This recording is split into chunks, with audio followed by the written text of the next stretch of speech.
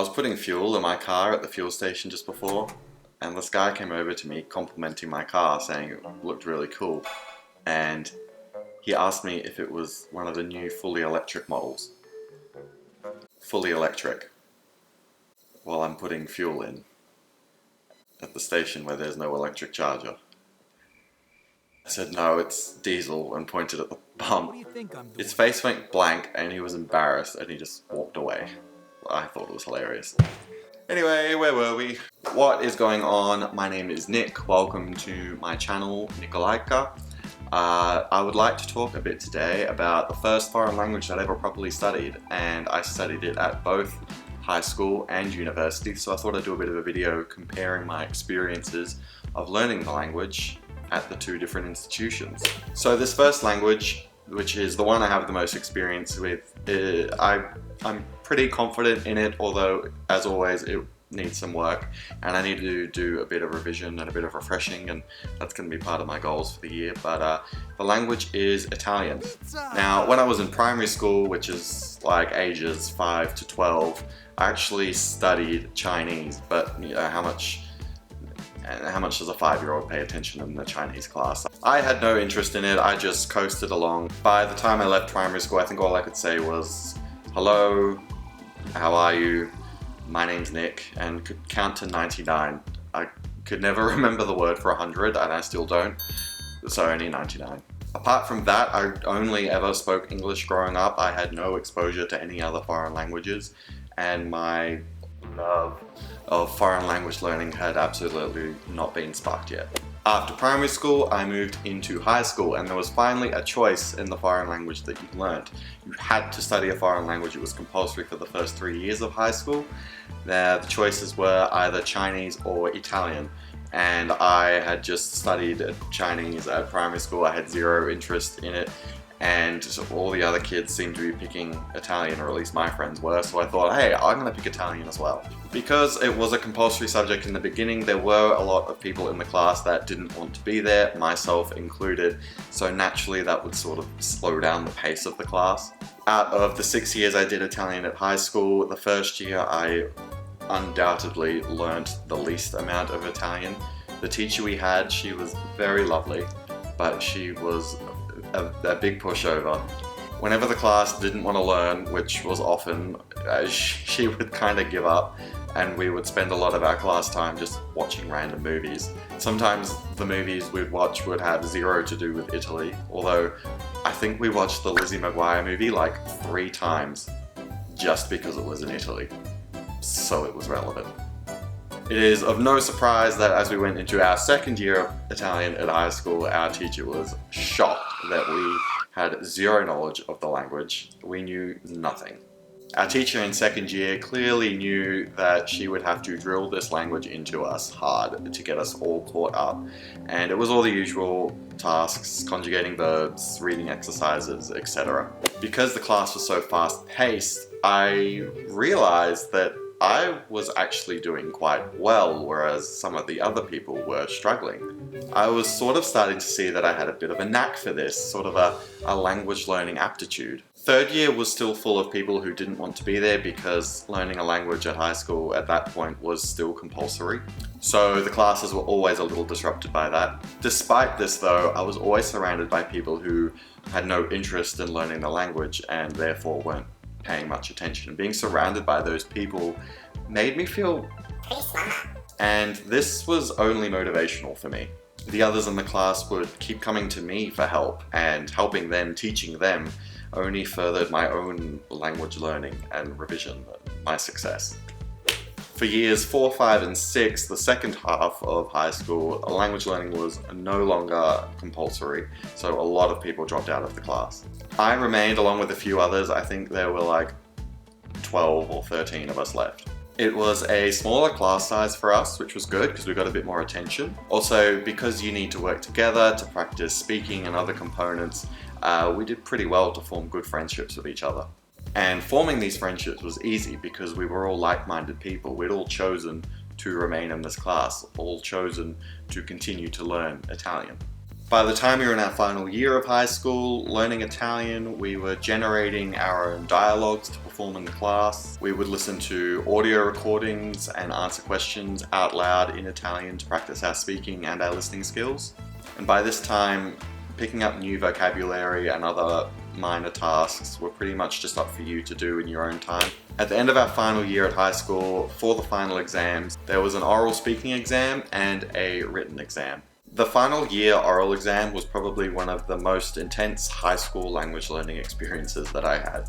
For the oral exam, we were given a time and an address, and we would go and meet with 2 Italian examiners who were complete strangers that we had never met before. One of the examiners would do most of the speaking, whilst the other one would take some notes and do a little speaking as well. This entire encounter was in Italian, and it was recorded, and it probably lasted for about 20 minutes. This spoken exam was in 2 parts. The first part would be them asking about you and your background, whether you work, what your hobbies are, as well as your thoughts and ideas on general topics and themes in life. The second part was dedicated to a particular topic and theme that we had studied throughout the year. The topic that I had studied myself was Italian cinema, and we had to talk about these old Italian films that we had watched and discuss the themes and characters presented in them. We talked about proxy brides in the post-war era. In the context of our studies, these were Italian women who were sent from Italy to marry Italian men who lived in other countries overseas, such as Australia. These topics were not basic at all and definitely required some preparation.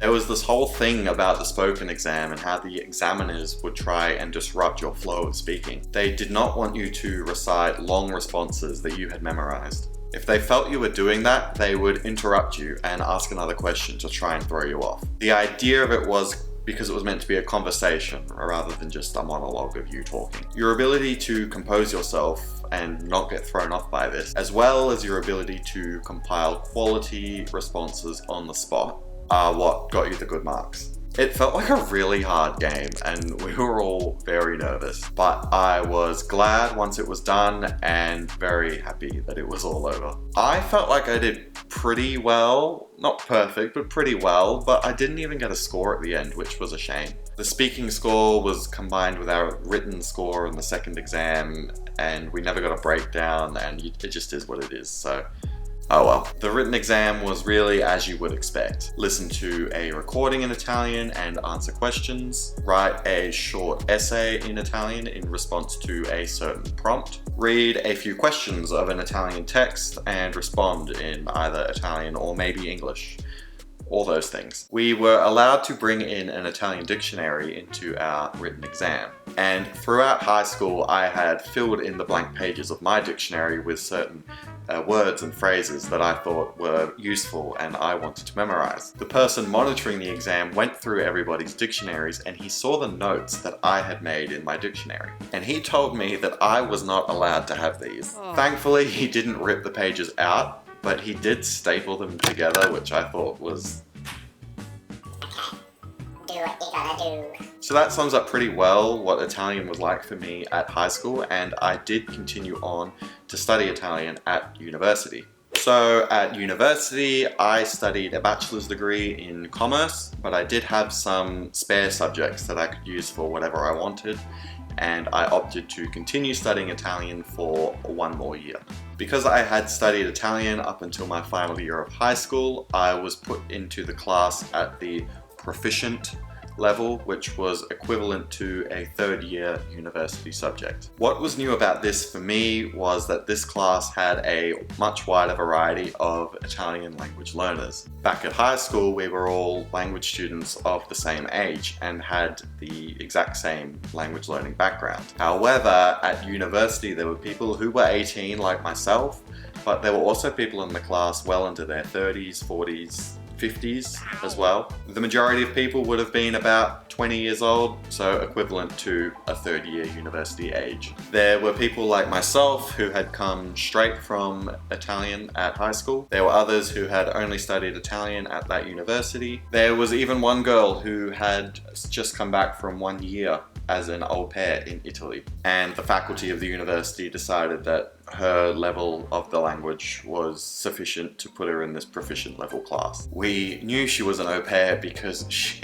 she talked about it a lot. Somehow every bit of grammar or vocabulary lesson would relate to her travels, and she'd keep telling her stories. Please stop talking, I need to learn. Which is fine, it's fun, like I get it. I often talk about my travels a lot too, and I'm sure sometimes it drains on and people lose interest. But these Italian language classes were 1 hour long each, and I think we only got 2 of them per week for 12 weeks. There were a lot less contact hours at university than there were in high school.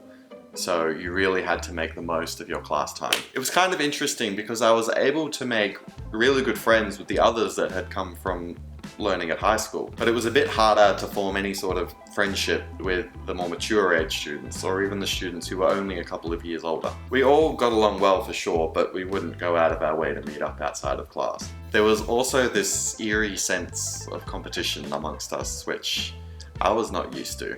A lot of the content for that year was similar to all of the grammar that I had learned in my final year of high school, which I found ended up being a great way for me to comfortably ease into a university setting and not feel too overwhelmed. It was a little different in the sense that when we learned new words, the teacher or tutor would go into great depth of the background of the word and similar uses of it and different meanings of the word in different contexts. It just felt like an extra step, another level beyond the explanation you might have received at high school, which I really enjoyed. Part of the language curriculum at my university was to also do cultural studies. We studied Italian cinema, which I had already studied, which was fantastic. And we also studied the role of women in Italy. There were many who didn't want these cultural elements to be a specific part of what was studied. They just really wanted to learn the language itself, which I can understand. But maybe it is also important to understand the people who speak it and their background, as they are the people who molded the language into what it is today. The only part I didn't like was the essay writing. I am not very good at essays at all, but I made it work. And that applies to all subjects. I couldn't do it. Horrible. In the end though, the university exams for the language were completely what you would expect. A spoken exam with your teacher and a written exam, which just relates to everything you'd learned throughout the semester, and with all of the usual reading, writing exercises. The main point of difference that I found when learning a language, in this case Italian, at high school versus university was for sure the types of people that you're learning alongside. There was a variety of ages, and the type of language learning background that we had varied as well. So you could say we were all coming together but from different places. However, this is not the case if you start learning a language at university from a beginner's level. It's a bit different. I will link up here a video which goes into further depth on that and looks at more of the languages that I studied at university. No, I did not just stop at Italian. Purtroppo I miei studi dell'italiano sono finiti dopo quel primo anno dell'università. Io definirei la mia conoscenza delle lingue come abbastanza bene, ma come sempre ci sarà sempre più da imparare. Io starò sempre cercando di migliorare le mie conoscenze della lingua e spero di poter passare quest'anno facendo così. Thank you so much for making it through to the end of this video. I hope it wasn't too boring. If you think I deserve it, please feel free to like and subscribe. I am looking forward to making videos discussing more about my languages, particularly those ones that I studied in university after I finished off with Italian, so please look forward to that. And that is all from me for now. Bye.